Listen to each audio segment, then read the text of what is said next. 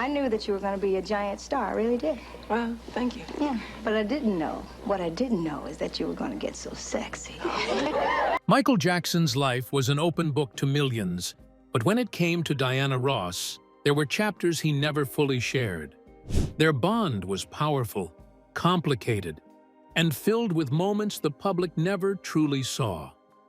What was it about Diana Ross that left such a permanent mark on Michael's heart and career? To uncover the truth, he never told the world. Let's get into the video. The start of a lifelong obsession. Michael Jackson had many people orbiting around his life, but Diana Ross held a very different kind of place in his heart. She was the love he could never fully have, the maternal figure he clung to, and the unattainable dream he kept tucked away even as the world watched him grow up. Their connection wasn't only about music or business. Michael called Diana his mother, lover, and friend, all tangled into one complicated and deeply emotional relationship. No other person, not even his family, seemed to embody so many different roles for him at once. In 1969, when the Jackson 5 signed with Motown, Michael first crossed paths with Diana Ross. At the time, she was already a superstar, and he was a young boy bursting with raw talent. Berry Gordy, the head of Motown, immediately saw something in Michael. He believed Michael had the energy of James Brown, the charisma of Sammy Davis Jr., and the sparkle of something entirely new. To boost the Jackson 5 launch, Gordy decided to craft a story for the public. He told the world that Diana Ross had discovered the group, even though it wasn't exactly true. It was pure publicity magic. Gordy also encouraged the idea that Michael was just 9 years old, though he was actually 11, to make him seem even more extraordinary. Behind the scenes, the marketing worked, and the Jackson 5 became overnight sensations. According to those close to the Jackson family, Michael moved in with Diana Ross in 1969 and lived in her home for about a year. He was young, impressionable, and away from his parents for the first time. In that house, Diana became his everything. Michael would often call her Mama, and sometimes even jokingly refer to her as his girlfriend. Katherine Jackson, Michael's mother, wrote in her book that Michael adored Diana so much that he would tease his sisters, LaToya and Janet, by saying they weren't truly beautiful until they could look like Diana. Living with Diana gave Michael a glimpse into a glamorous world he wasn't born into, but desperately wanted to belong to. He soaked in everything about her, her style, her grace, her presence. Diana was a symbol of everything Michael aspired to become. For Michael, the feelings he had toward Diana seemed to hover somewhere between admiration, romantic longing, and deep emotional need. She was one of the few people he trusted completely, someone he idealized beyond reason. There were times when the line between romantic affection and pure admiration blurred. Michael's feelings for Diana were intense and enduring, but the relationship stayed innocent, at least publicly. Diana, for her part, always seemed to understand the delicate balance. She cared for Michael, but she never crossed any lines that would make their connection inappropriate. Still, it's clear from Michael's later actions that Diana held an almost sacred place in his heart. She represented safety, love, beauty, and success, all wrapped into one person. Diana was one of the first Black female artists to transcend racial barriers and create a truly glamorous, almost royal image in mainstream America. Michael watched her every move. He learned about stage presence from her, about how to command a room with just a glance or a slight tilt of the head. The way Michael later moved on stage, the elegance, the drama, the flair, was partly a careful study of Diana Ross. Even in interviews, Michael would sometimes slip and reveal how much he modeled his dreams after her. He wanted the kind of reverence that Diana commanded effortlessly. His love for her ran deep, complicated by a longing that never completely faded. When Michael first started his career, their paths crossed almost immediately. They shared their very first television appearance on The Ed Sullivan Show, a moment that marked the beginning of something much bigger than just fame. Michael didn't simply admire Diana from a distance, he wanted a future with her. Over the years, stories swirled that he had proposed to her not once, but twice. Both times, Diana turned him down. The reasons were whispered across the industry. The 14-year age gap.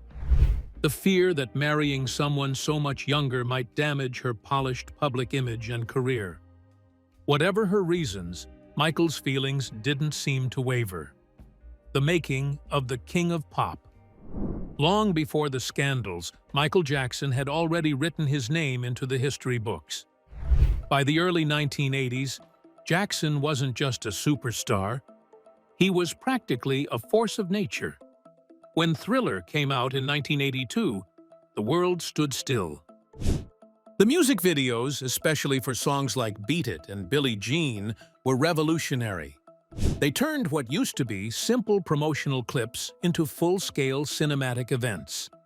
People still remember how he moonwalked across the stage during a 1983 television special. That single move froze time for everyone watching.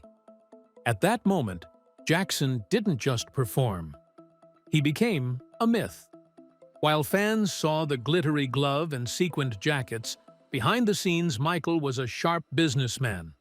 In 1985, he made one of the savviest moves in entertainment history.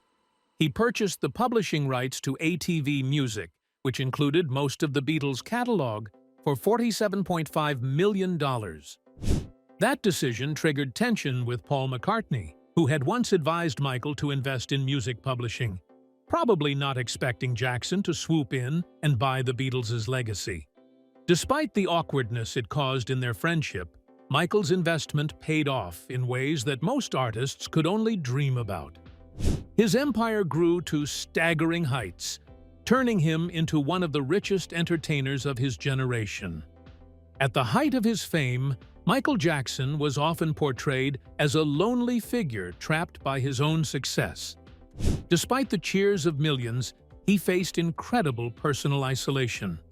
He once shared that he would sometimes rent out entire supermarkets just to experience what it felt like to shop like a normal person. His team would even stage fake shoppers so he could feel, even for a few hours, that he was just another person picking out cereal. Underneath the perfection of his performances, there was a real sadness, a life where he was often unable to enjoy the simplest, most human experiences. The creation of Neverland Ranch in the late 1980s was Michael's attempt to build the childhood he never had. The sprawling property in Santa Barbara County was packed with amusement park rides, a zoo, and a movie theater. Neverland became a symbol of both wonder and controversy. While Jackson insisted it was a place of innocence and magic, it also became the epicenter of serious allegations that haunted the later part of his life. What started as a dream refuge slowly twisted into a battleground that would ultimately stain his legacy. By the early 1990s, Michael's physical appearance began changing dramatically, leading to endless media speculation. He revealed that he suffered from vitiligo, a skin condition that causes depigmentation, and lupus, an autoimmune disease. These health struggles forced him into painful treatments and surgeries that altered his skin tone and appearance. The world, however, often responded with cruelty instead of compassion. Tabloids feasted on every change to his nose, his cheeks, his chin, labeling him a freak without stopping to consider the reality of his medical challenges. Michael, already someone who craved love and acceptance, became more withdrawn and sensitive to the public's judgment. A night that raised eyebrows. In 1977, Michael and Diana worked side by side on The Wiz, a reimagining of The Wizard of Oz filmed in New York City.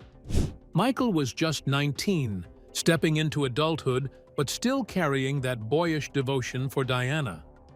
During the long, often grueling shoot, something happened that fueled even more rumors about their connection. One night, Diana went to visit Michael at his apartment. Morning came, and neither of them had been seen. Concerned, one of the assistants decided to call and check in. When he did, he was surprised to find Diana still there. Later on set, Diana joked to her friends that if anyone had doubts, one thing was certain now: Michael was definitely not gay. When the assistant cautiously asked Michael about that night, Michael smiled and said the only way to find out would be to ask Diana herself.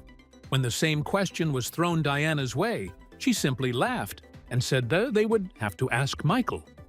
Both of them kept their secrets tightly sealed, leaving the world to wonder what truly happened between them. Michael never truly hid how much Diana meant to him, even if he kept the details veiled in mystery. After facing intense public scrutiny, Michael made a thunderous return in 1995 with the album History, Past, Present, and Future, Book 1. Songs like Scream, where he collaborated with his sister Janet Jackson, and They Don't Care About Us, exposed his anger and frustration. The accompanying promotional campaign was jaw-droppingly ambitious. Statues of Michael were erected in cities around the world, towering monuments to a man who refused to be silenced. In the liner notes of his History album, Michael also wrote about Diana, calling her his mysterious love. It was a brief but powerful glimpse into the emotions he rarely shared openly. Their relationship remained filled with admiration, longing, and a tangle of what-ifs. Fans could only piece together the fragments he left behind and wonder whether the bond between them ever crossed the invisible line between deep friendship and romance. When he was young, he had been told by a spiritual advisor that if he surrounded a beloved's photo with candles and kept them burning at all times, it would ensure they would never leave him. Whether it was superstition, desperation, or pure love, Michael took that advice to heart. He created an entire room in his house dedicated solely to Diana Ross. The space was filled with her photographs and paintings, with thousands of candles burning around the clock. This imagery found its way into his music as well. In one of his music videos, a crowd is shown holding up thousands of candles, a direct nod to the candlelit devotion he maintained for Diana. No other woman ever received that kind of symbolic treatment from him. When Diana Ross got married, Michael Jackson experienced a complicated mix of emotions. On the surface, he celebrated her happiness, wanting her to feel loved and joyful. But deep inside, he carried a deep hurt that he never truly shook off. In the mid-1980s, Diana had promised Michael that she would marry him. To him, it felt like a dream finally becoming real. She even wore his ring publicly, a small but powerful symbol of their secret engagement. Fans spotted the ring on her finger at the iconic Motown 25 show and again at the 1984 American Music Awards. At the AMAs, Diana did something bold. She kissed Michael on the mouth in front of everyone, holding his face in her hands as if to show off the ring and what it meant. Diana wanted to test how the world would react to the idea of her and Michael together. Later, Michael and Diana sat down with his mother, Katherine Jackson, to share the news of their engagement. Katherine, however, was not thrilled. She thought Diana was too old for her son and worried that the relationship could damage Michael's carefully crafted image. Things spiraled when Katherine voiced her concerns to reporters. Soon after, tabloids blasted Diana with headlines, calling her names like cradle robber, painting her as someone preying on a much younger star. Under intense public scrutiny and family pressure, Diana backed away. Instead of marrying Michael, she abruptly married businessman Arnie Ness Jr. Michael was left blindsided, and the wound of that betrayal ran deep. A marriage without a home. Even after marrying Arnie Nies Jr., Diana's life didn't magically fall into place. Though they had 2 sons together, their marriage was far from traditional. Diana and Arnie lived on separate continents almost from the start. Diana often mentioned in interviews that she couldn't live in Norway, citing the cold, dark weather and her deep ties to her family and career in the United States. Behind the scenes, whispers floated that Diana and Michael continued to see each other, even during her pregnancies. If it was true, it only deepened Michael's heartbreak. He had hoped for something lasting, but instead found himself caught in a tangled web of longing and betrayal. In his autobiography, Moonwalk, Michael admitted that he had always loved Diana and always would, no matter how much it hurt. Yet, as years passed, they began drifting apart. Diana prioritized her growing family, and Michael, now one of the biggest stars in the world, drowned himself in endless promotion and tours. In a rare interview in 1991 with the Rock Hill Herald, Diana confessed that Michael had become impossible to reach. She explained that when he wanted to see her, he did, but when he didn't, he simply vanished without a trace. Heartbroken and angry, Michael turned his pain into music. Many fans know Dirty Diana as one of his most electric songs, but few realize the deep personal story behind it. The song was his revenge. Michael had spent years trying to win Diana's heart, showering her with lavish gifts, undying attention, and loyalty. Yet she had continually chosen other men over him, leaving him devastated. When Diana left him for a famous mountain climber, it was the final blow. He poured all his emotions into writing that song. The second verse, in particular, attacked Diana harshly, painting her in an unflattering light. Quincy Jones, Michael's producer, panicked when he heard it. Quincy warned that everyone would know the song was about Diana and begged Michael to tone it down. Quincy advised him to rewrite the second verse, so it sounded like it was about a random groupie, not Diana herself. Michael agreed and stuck to the story that the song was about groupies whenever anyone asked. Even with the changes, Diana knew the truth. She was furious and refused to speak to Michael for weeks, but when she finally forgave him, she managed to joke about it. Diana even recorded her own playful version of Dirty Diana and used it as an intro during her shows, proving that no matter how painful things got between them, their bond was impossible to break completely. While the second verse deflected attention, the pain in the first and last verses remained raw. The line about her liking the boys in the band was a sharp jab at Diana's well-known relationships with musicians like Lionel Richie, Barry Gibb, and Gene Simmons, even while she had been emotionally entangled with Michael. The betrayal hit him so hard that even his friendships suffered. Gene Simmons and Michael had a massive falling out after Diana, during a private moment, reportedly called out Michael's name. Gene blamed Michael for the incident, and the two became enemies for life. Even after everything, Diana still had a powerful hold over Michael. Whenever he tried to move on, she somehow found a way back into his life. Michael once said that Diana cared more about fame and money than real love.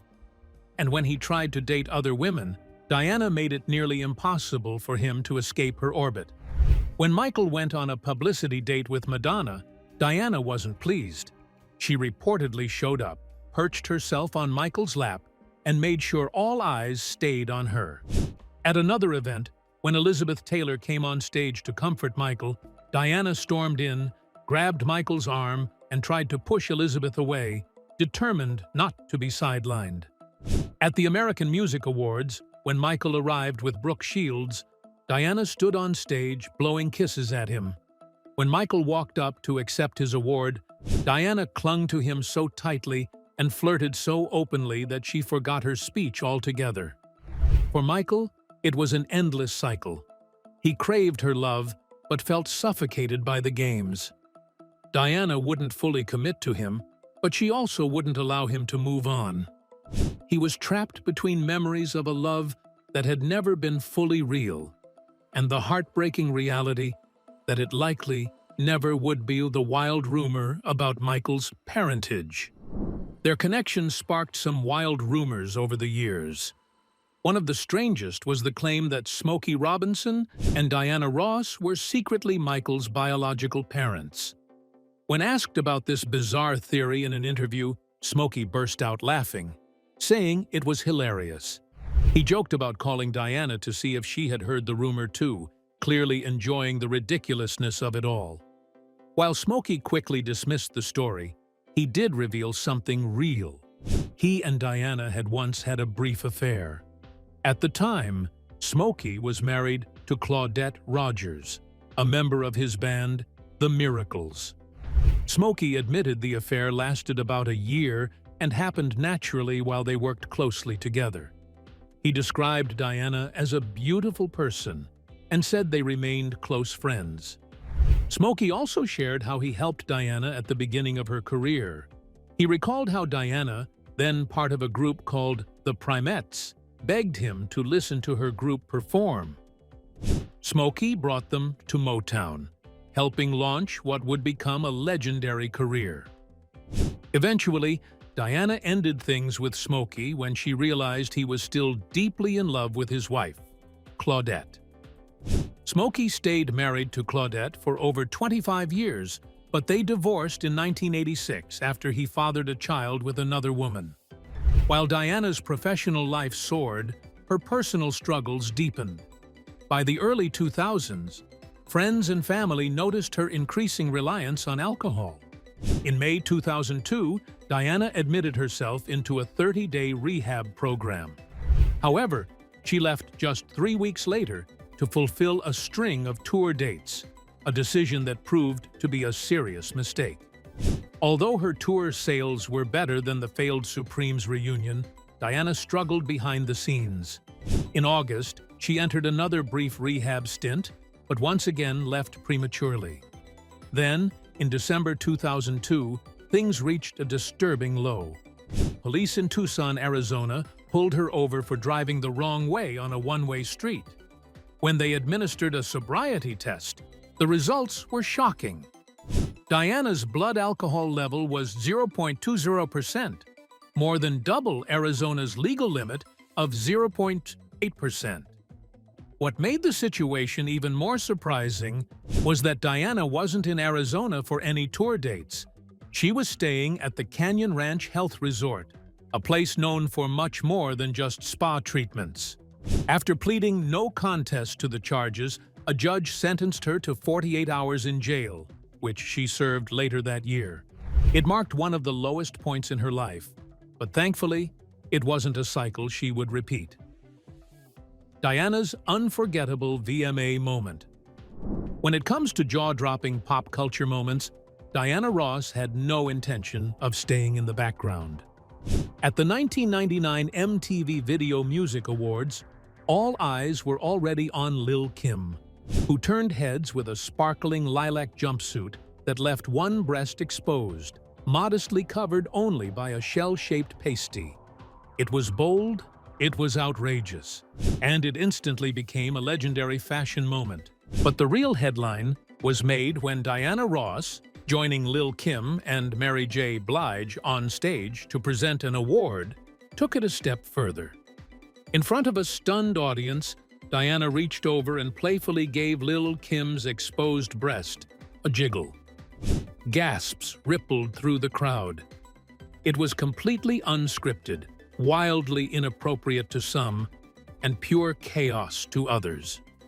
Instantly, it was cemented as one of the most unforgettable moments in VMA history.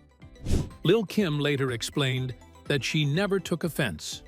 In a 2013 interview, she said she understood the gesture as a playful, even affectionate acknowledgement of her daring look. According to Kim, Diana's touch felt more like a fun, motherly, "Wow, you look sexy," than anything malicious. She even joked that if her life ever got turned into a movie, she would want Diana Ross to play her mother. Mary J. Blige, however, felt very differently. Watching it unfold beside her, she was clearly uncomfortable. In a later interview, Mary admitted she was embarrassed for Lil' Kim and didn't think the moment was appropriate. She described Kim as her little sister, admired her boldness, but felt that the incident crossed a line. In the years that followed, Diana Ross found herself stepping into controversies that were far more serious. After the release of the Leaving Neverland documentary, which detailed disturbing allegations against Michael Jackson, much of the world turned against the king of pop. But Diana refused to join the mob. The allegations in Leaving Neverland carried heavy consequences. Wade Robson and James Safechuck accused Jackson of years of sexual abuse, claims that Jackson's family strongly denied. Yet, the fallout was immediate. Louis Vuitton canceled a Jackson-themed clothing line, and a major biographical musical, Don't Stop Till You Get Enough, was put on indefinite hold. Despite the storm, loyal fans fought back. A crowd-funded advertising campaign appeared on London buses, declaring Jackson's innocence. Although the campaign was eventually removed over public sensitivity concerns, the battle over his legacy raged on. Fan groups like the Michael Jackson community even filed lawsuits against Robson and Safechuck, aiming to protect Jackson's name. Through all of it, Diana never wavered in her support. Her bond with Michael had always been unshakable. She took to Twitter to speak directly from her heart. She wrote that she believed in Michael's innocence, describing him as a magnificent and incredible force in her life and in the lives of many others. She urged people to stop attacking him, cleverly referencing one of her most famous songs by asking them to stop in the name of love. Diana had been one of Michael's earliest mentors and closest friends. Defending him, even when public opinion was at its harshest, was her way of standing by family. Her stance was controversial, but for Diana, loyalty mattered more than headlines. Barbra Streisand also added her voice to the controversy, but in a much more complicated way. Streisand initially suggested that Jackson's actions might have stemmed from his troubled childhood, and she went on to say that the accusers seemed to have gone on to live successful lives, marrying and having children. However, after facing fierce backlash, Streisand quickly clarified her comments. She insisted that nothing could ever justify the abuse of children and expressed her deep sympathy for the alleged victims.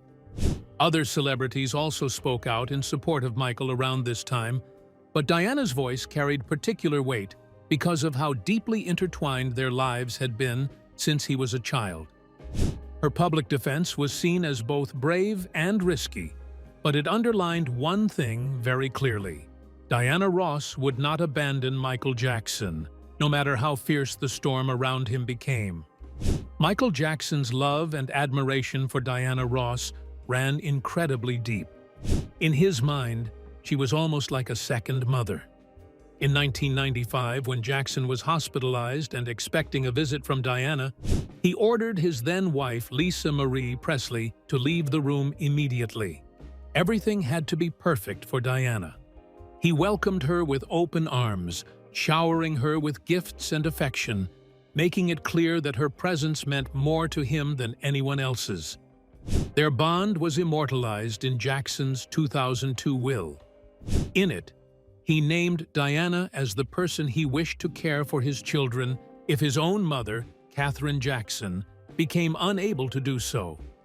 This was a testament to the enormous trust and love he had for Diana, believing she could guide his children the way he would have wanted. Diana's bold career move. By the end of 1980, Diana Ross faced a turning point. After 2 decades with Motown, the label that had made her a star, she decided it was time to move on. In an industry where loyalty often clashed with ambition, Diana chose herself. Motown gave her a severance package of over $250,000, but that was only the beginning. Record labels rushed to offer her deals worth millions. On May 14, 1981, Diana announced she had signed a groundbreaking contract with RCA Records. It was a $20 million deal stretched over 7 years, covering the United States and Canada. Just a few days later, on May 20, 1981, she officially put pen to paper, walking away from Motown for good. The RCA contract was history-making. At the time, it was the most expensive recording deal ever signed. Diana even turned down an $18 million offer from Boardwalk Records to join RCA.